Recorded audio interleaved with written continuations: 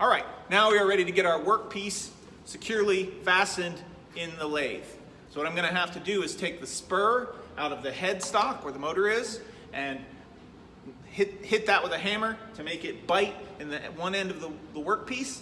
Then I'm going to slowly adjust the tailstock over to the other side and make sure that I get that point in my center point that I've already marked.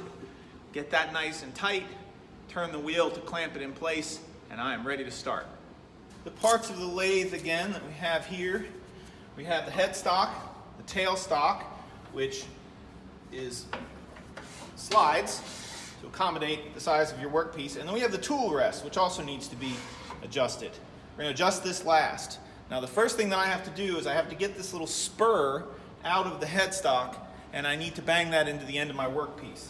Now, when you've been turning something on the lathe, this doesn't just pop right out. It's usually stuck in there pretty good. So there is this little push rod here, and this push rod lives in the cart. There's a red circle on the end of the lathe, and you insert the push rod right into the red circle, with the knob on the outside obviously, a little rubber mallet, and you lightly tap. Don't whack at it. Lightly tap the push rod and have your hand ready to catch the spur, and the spur will come right out. If you have any trouble with that, come and see me. Then you put the push rod back in the cart. Don't leave the push rod in the machine while you are turning something on the lathe. Next, I need to set the spur in the center point of my workpiece. Now, you're going to want to use a regular hammer to do this. If you use a rubber mallet, you're just going to tear up the mallet. This is why I marked my center point. So I need to get this point right here at the center point that I've marked, and I want these teeth to bite into the wood. This is what's going to turn the workpiece in the lathe. So I got that about centered up. Couple good taps and it's going to be in there. Now if it's not perfectly straight, try to straighten it out as best you can. That's all you have to do. You don't have to wail on it all day. If you start to deform that end of the spur, we're going to all be very sad because we won't be able to use the lathe. Now, I'm going to pick this up and I'm going to slide that spur into the headstock. But this is a tricky moment because this could just pop right out. So I need to be careful to keep this in place with one hand, and with the other hand, I'm going to slide the tailstock over to help get this wedged in there. All of the adjustments on the lathe are loosened up. The adjustments to the headstock and the tailstock, everything's loosened up. My tool rest is out of the way. And so now I'm holding this with one hand. I'm going to slide that in and hold it against the spur while I bring this over. And then I'm going to line that point up with that center point on the other end of my workpiece. I give it a smack with my hand right here, and that just drives the point in. And then what I'm going to do is tighten this bolt to keep the headstock from slipping.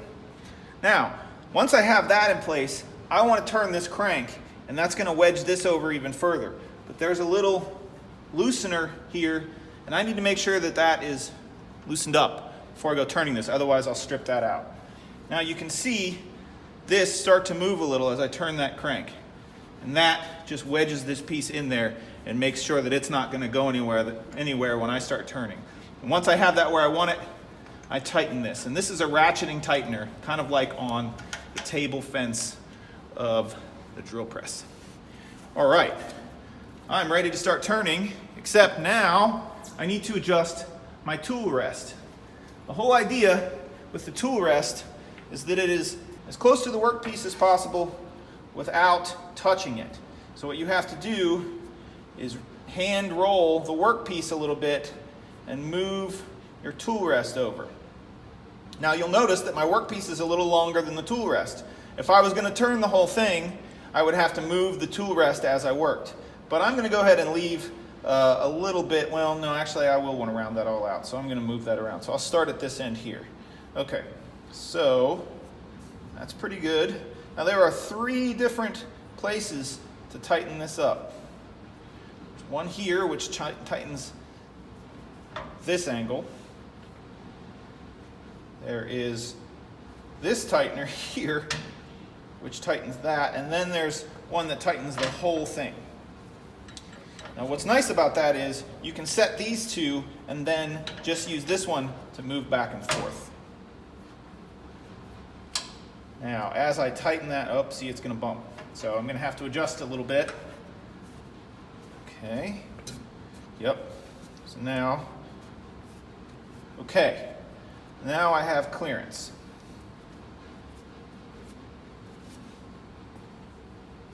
I'm ready to start turning. I'm going to start with what's called a roughing gouge, which just looks like a big chisel. And the reason this handle is so long is you hold it with one hand back here and then the other hand like this. And you go back and forth along the tool rest. Now, the piece is spinning this way. It's spinning down towards the tool rest, similar to the giant belt sander. So that means that it's going to force your tool against the tool rest. That's what you want. You want to use the tool rest as leverage. There's an angle on the front of the tool rest here, and you want to match that as close as possible. You don't want to stick the chisel down like this. It could get drawn in between there, and that could be very dangerous. So your chisel should be pointing up as the workpiece is coming around. It's going to be very slow. You want to try and keep the chisel perpendicular to the workpiece. Try not to do a lot of this. It's more like that. You can roll it back and forth a little bit. This is something that when you do it the first time, you will understand all of this a lot more because it's something that you can just feel. So let's see what this looks like. Here we go. I'm going to slow it down a little bit because it's such a big piece. Again, never change the speed when it's stationary. And now here we go. Nice and slow, I'm going to ease right into it.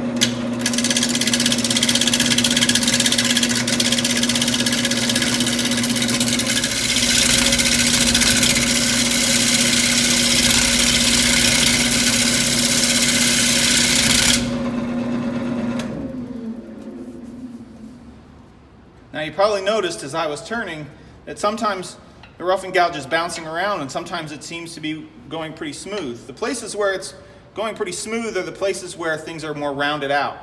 As it jumps around, that's where there's a place that's a flat spot or something there's a chunk in it and I need to keep working. Now you can see how much work I have to do. This is flat. Anything that's a darker color is still the flat and I need to get rid of all of that. So I still have quite a bit of turning to do before I have anything that I can start putting some details in. Now I need to adjust the tool rest a tiny bit this direction so I can get all the way to this end.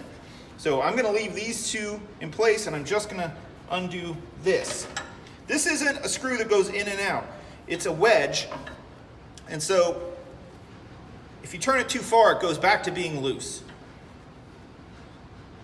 Right there, that's good. And I'm still close enough that I feel comfortable.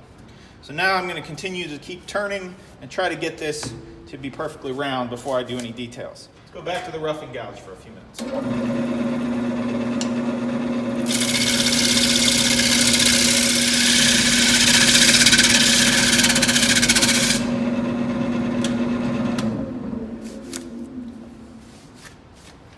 And you can see how much work I still have to do. Now imagine if I hadn't used the hand planer to round out those corners, how much longer this would have taken and how much more dangerous it would have been. As you can see, I have pretty successfully rounded out my workpiece here. It's not exactly even. It's got some dips and waves. If I really wanted to make this a perfect cylinder, what I would do is continuously start and stop and use a straight edge, probably one longer than this, to determine where the bumps were, and then slowly even those out. So anyway, different gouges do slightly different things. My recommendation is to try them out and see what you think. So this sort of gouge is mainly used like this. So you would use this to make a mark, to make a deeper groove, and then you can twist it to open that groove up. So let's see what that looks like here.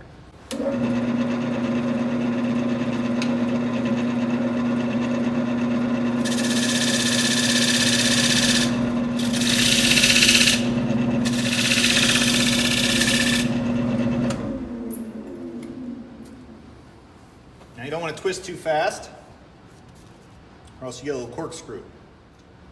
I'm going to go back to the roughing gouge and do a little bit more work on this, and then add some details.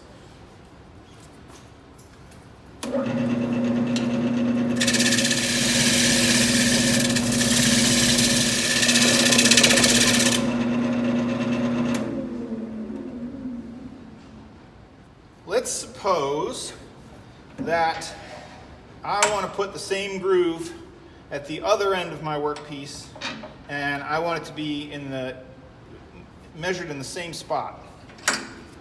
Well, one thing I could do is just take a tape measure and measure over, or I can use my caliper.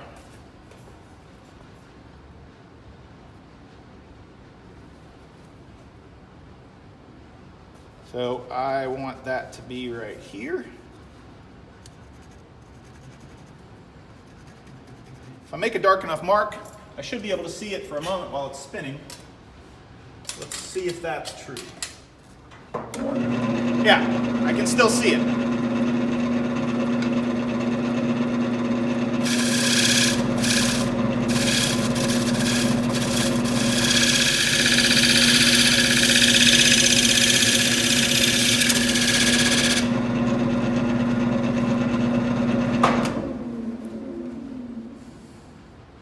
I may have made that notch a little bit deeper than the other one, but you get the idea. Now that caliper could be used for all sorts of things. This is how you would replicate spindles and make things that were symmetrical. If you were making 4 table legs and you wanted them to all be the same, you'd use a caliper and you would just measure them out and slowly and meticulously make that thing look the way you wanted it to look. I'm gonna add a few more details in the middle here, and then I'm gonna call this done. I think you get the idea.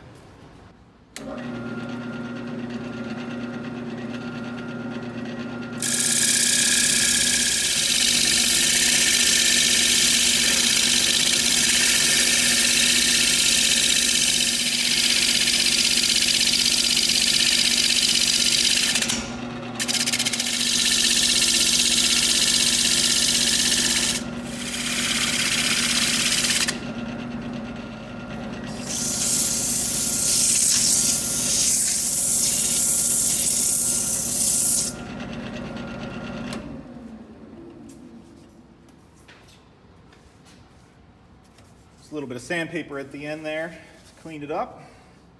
Not bad. It's not any great work of art, but you get the idea of how you can practice turning something on the lathe. As you can probably guess by watching me do that, the lathe can be very dangerous. A few very important things to remember: always keep your tool pointed upward in relation to the angle of the tool rest. Make sure that the tool rest is not in contact with the workpiece. And as you remove material from the workpiece, you may need to adjust the tool rest closer so that you don't have too wide a span between the edge of the tool rest and the surface of the workpiece while you're using your gouges. Another thing to keep in mind, which I mentioned in the safety video for the shop in general, is make sure you don't have anything hanging off of your body. No long necklaces, no long earrings, no long hair, especially when it comes to the lathe. This thing is spinning so quickly. If it grabbed any of those things, it would either rip them off or it would drag you into the tool. Either way, that can be very, very dangerous. People get scalped by lathes. So please, if you have long hair, obviously I don't have that problem, but if you have very long hair, put it up, put it back, keep it away from this tool.